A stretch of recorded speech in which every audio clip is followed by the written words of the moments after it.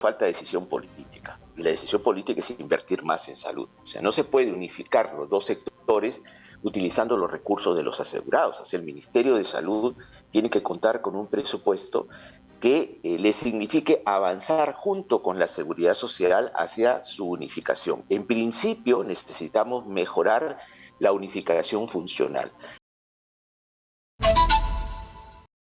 Y hablemos en estos momentos de la salud pública.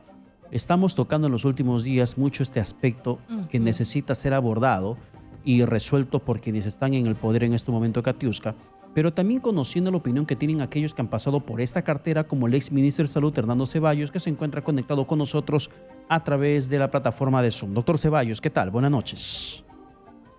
Muy buenas noches, Katiuska, Pedro, un gusto conversar con ustedes. Gracias por la presencia aquí en la entrevista y también recordar que hace algunas semanas usted también salió a levantar la voz de protesta desde Piura, si mal no me equivoco, porque es un tema que compromete a todos los peruanos. Exitoso, ha hecho una campaña y lo hace todos los días recorriendo los hospitales y vemos la carencia.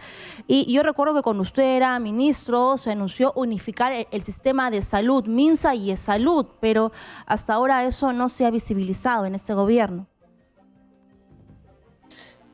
Sí, miren, hay dos cosas, ¿no? Yo salí justamente a protestar por la falta en la región Piura, en mi región, de un hospital de alta complejidad. Este proyecto que había quedado listo cuando dejé el Ministerio de Salud, a través de un equipo técnico, de las conversaciones gobierno a gobierno, con Francia en este caso, para que esto se pudiera ejecutar. Se había conversado con el Ministerio de Economía y Finanzas y con el propio presidente. Sin embargo, sin ninguna razón clara, pues se frenó este proyecto y no se ha dado tampoco otra alternativa que nos asegure, por lo menos a mediano plazo, tener un hospital de alta complejidad. La verdad que en la región Piura esto no es un lujo, somos casi 2 millones de personas que no tenemos dónde referir pacientes cuando se complican. Esto es tremendo, pero es parte de una realidad que los piuranos, la verdad, están en la calle protestando porque se resuelva, ¿no? Claro, este tema, hospital de alta complejidad, Katiuska, Pedro, tiene que ver con el desorden y la fragmentación que tenemos en el sector salud. Es necesario avanzar hacia un sistema único de salud, pero este es un proceso que necesita asegurar presupuestos, sobre todo para el Ministerio de Salud, que invierte por persona, que depende del Ministerio de Salud, 10 veces menos que la Seguridad Social. Entonces es muy difícil unificar estos dos subsistemas si es que no se mejora el presupuesto para el Ministerio de Salud y por supuesto se mejora en ambas instituciones la administración de los fondos, gestión más adecuada, ¿no? Que también es muy deficiente. Incluso el Ministerio de Salud revierte al Estado cuando termina el año presupuestal importantes cantidades de dinero, ¿no? Entonces esto tiene que mejorarse en ambas instituciones, pero sobre todo mejorar el presupuesto del Ministerio de Salud si queremos evitar la fragmentación en que hoy se encuentra, que es realmente terrible, ¿no? O sea, la Seguridad Social y el Ministerio trabajan cada uno por su cuenta, no hay niveles de articulación. La Seguridad Social tiene muy descuidado el primer nivel y el Ministerio de Salud durante la pandemia hasta cerró parte del primer nivel, ¿no? Que es el primer nivel, que es parte de la atención primaria de salud, es clave para cualquier sistema sanitario y ahí tenemos enormes dificultades que por supuesto se extienden a los otros niveles de mayor complejidad, ¿no? Pero doctor la verdad Ceballos, que en nuestro país necesitamos... Doctor Ceballos, usted habla muy claramente del tema de la fragmentación y le pregunto directamente a usted, que estaba al frente del Ministerio de Salud, ¿por qué es tan complejo unificar el sistema de salud? ¿Por qué tenemos varios sistemas y que todos se encuentran precarizados? ¿Por qué no unificarlo? ¿Cuál es el principal problema que hay en el camino para no lograr esto que tantas veces se demanda? Bueno, hay dos cosas. Primero, falta de decisión política. Y la decisión política es invertir más en salud. O sea, no se puede unificar los dos sectores utilizando los recursos de los asegurados. O sea, el Ministerio de Salud tiene que contar con un presupuesto que le signifique avanzar junto con la Seguridad Social hacia su unificación. En principio, necesitamos mejorar la unificación funcional. Habíamos dejado diseñada la historia clínica electrónica unificada, que es otro gran problema que no tenemos en nuestro país. Cuando se atiende un paciente en un lugar y es referido a otro, no se sabe exactamente si hay cama, no se sabe qué tiene ese paciente, hay que hacerle de nuevo todos los estudios.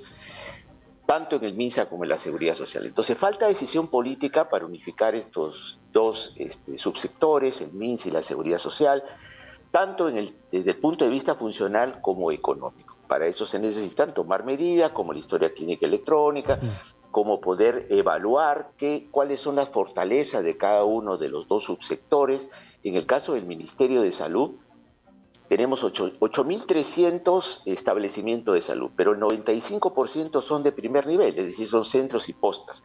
En la Seguridad Social se da todo lo contrario, pero sin embargo son sectores poblacionales que transcurren su atención de manera paralela y no hay una integración. ¿Se puede hacer? Claro que se puede hacer. Hay que sentarse y hay que buscar un proceso de unificación. No es fácil, no va a resolverse en 1 o 2 meses, hay que transitar este camino, pero hay que hacerlo rápidamente, porque mientras tanto tenemos mucha gente, millones de peruanos que carecen de una buena atención y además dar el presupuesto, repito, al Ministerio de Salud para poder trabajar bien y a la Seguridad Social para poder coordinar adecuadamente. Tan es así la dispersión de qué es lo que quieren hacer con la salud. Por ejemplo, con los trabajadores CAS-COVID, la Seguridad Social despidió casi el 80% de los trabajadores CAS-COVID y el Ministerio de Salud anunciaba que los trabajadores CAS-COVID iban a entrar a un régimen diferente, donde les iban a dar por lo menos estabilidad parcial. Cada una de las instituciones hace lo que quiere. Y así se pierde dinero, se pierde potencia para el sistema en general de salud, y los afectados son tanto los asegurados como la gran cantidad de pacientes que concurren al Ministerio de Salud y se encuentran con establecimientos que no resuelven como la gente necesita. Eso queremos preguntarle, por favor. Hay casos, porque yo repito, venimos recorriendo hospitales y conociendo casos de gente que está esperando 1 año por una cita, 8 meses por una cita. ¿Cuáles son las reformas que se requieren para que eso pueda cambiar? Sabemos que cuando usted dejó el cargo, mucho personal de alto nivel, mucho personal técnico también dejó esa cartera, y es clarísimo de que estos puestos han sido copados por gente que quizás no tiene la experiencia. Pero con el personal que tenemos, ¿cómo podemos revertir esta terrible situación?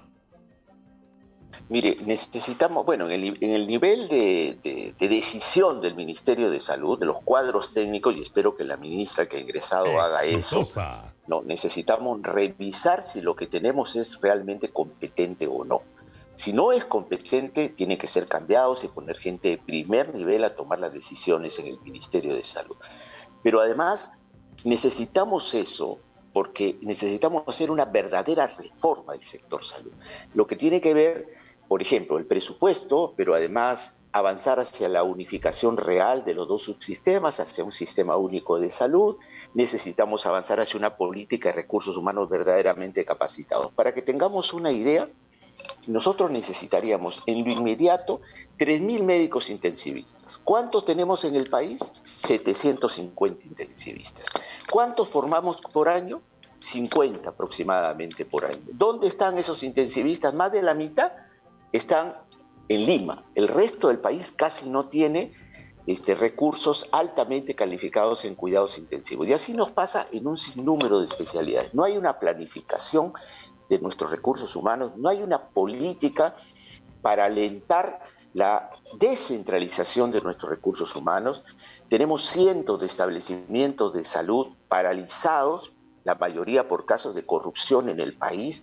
No hay una política que le permita al Ministerio de Salud agilizar su plan de inversiones y echar a andar los establecimientos que tenemos paralizados en todo el país.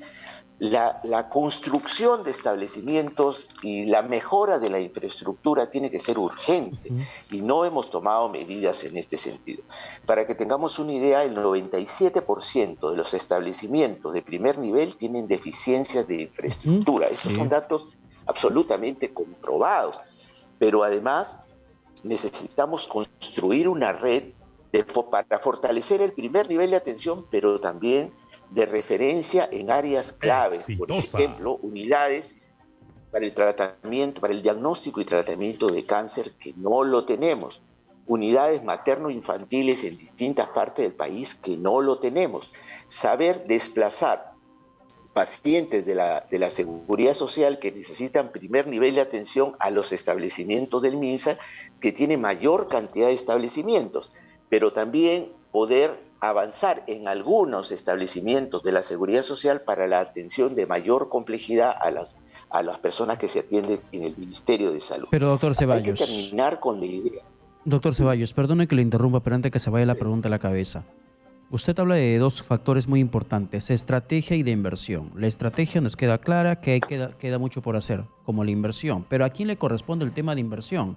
¿Solamente al gobierno nacional? ¿Solamente al Ministerio de Salud? ¿Solamente a la cabeza, al ente rector? ¿O tienen algún nivel de responsabilidad los gobiernos regionales en el pésimo, paupérrimo, deplorable estado de los centros de salud?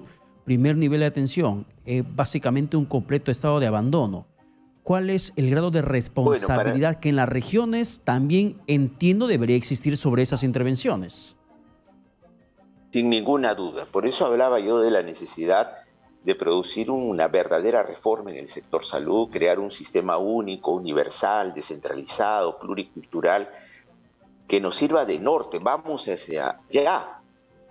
¿Qué está pasando? Cuando hablamos, por ejemplo, del Ministerio de Salud y la necesidad de una rectoría, es un hecho concreto. El Ministerio de Salud no decide más allá de la avenida Fawcett.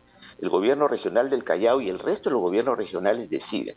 Entonces tenemos un problema de que necesitamos afianzar la descentralización, es verdad, para que los gobiernos regionales tengan rápidamente posibilidad de disponer de los recursos y no sean trabados por el MEP, pero además necesitamos que el Ministerio de Salud dirija el proceso de descentralización y ubique cuáles son los niveles de decisión de los gobiernos regionales, asegurar la participación de la comunidad en las decisiones, mientras más se va descentralizando el sistema, no solo regional, sino de gobiernos locales. Pero hay un tema objetivo, Pedro Katiuska, que no podemos perder de vista. En nuestro país, el gasto en salud, si hablamos de un promedio, por ejemplo, Argentina, por ejemplo, Chile, por ejemplo, Cuba, vamos a tener gastos en salud que bordean alrededor del 7% del Producto Interno. Perú está en el 3.2, 3.4, ¿no? O sea, estamos muy por debajo en el gasto en salud. Hemos crecido el crecimiento de nuestro país de Producto Bruto Interno en los últimos 30, 40 años ha sido de 30.000 millones a 220.000 millones, pero así no hemos crecido en la inversión en salud. Entonces, hay que usar bien los fondos, hay que manejar bien una correcta descentralización porque todavía no están correctamente descentralizados.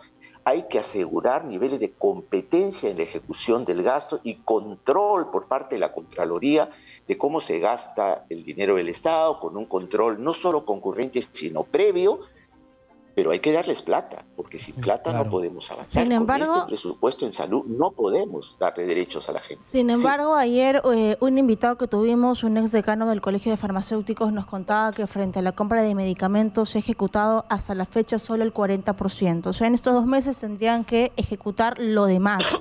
Y mucha gente está haciendo largas colas o esperando por un medicamento que no encuentra, porque durante esa época de pandemia no ha habido medicamentos para los pacientes oncológicos y para los pacientes con VIH y una cantidad grande de enfermedades. ¿Qué está pasando? Hay dinero que no ejecutan y no hay medicamentos. La gente puede morir. Pero ese es el drama que tenemos. No solo invertimos poco, porque invertimos poco, sino además no lo utilizamos bien.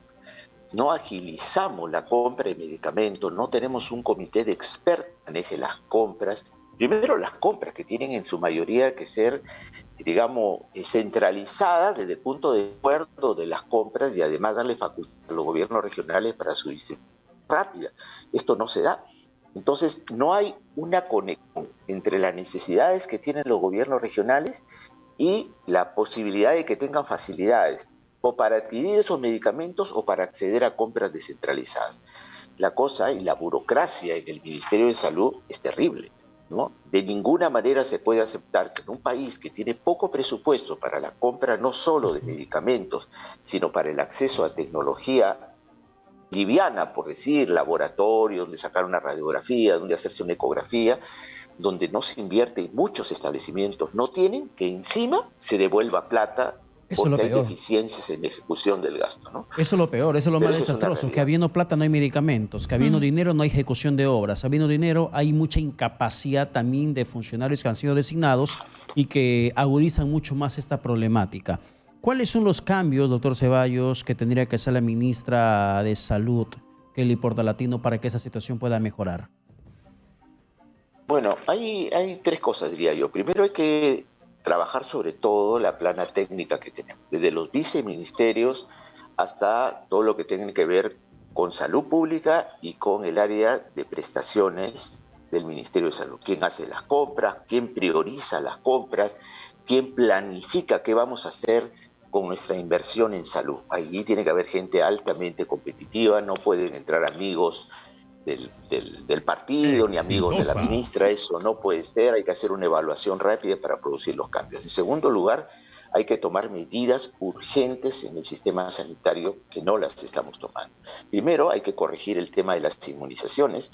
Hemos incrementado la positividad del COVID-19 en las últimas 2 semanas, hemos pasado ya el 5% de positividad, se anuncia una quinta ola para el mes de diciembre, y no estamos preparados para poder recibir una emergencia sanitaria, aunque esta se avisora como no tan agresiva, pero de todas maneras hay que ver cómo están nuestros servicios de salud.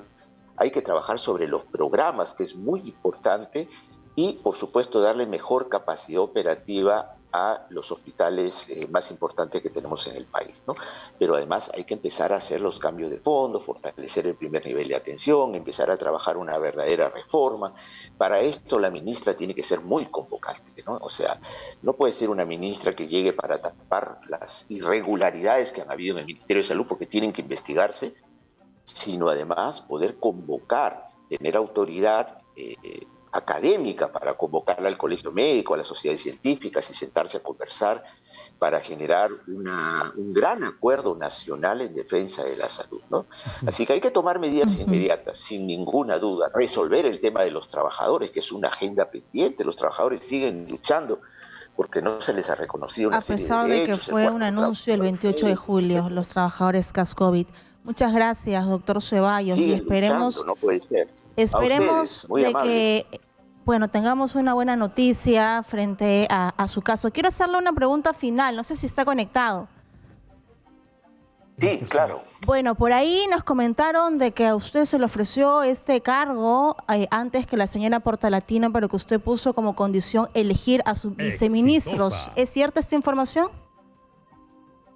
No, la verdad que no. No he tenido ningún contacto No hay acercamiento con con Ejecutivo. Pero con el además presidente. mi respuesta ha sido pública.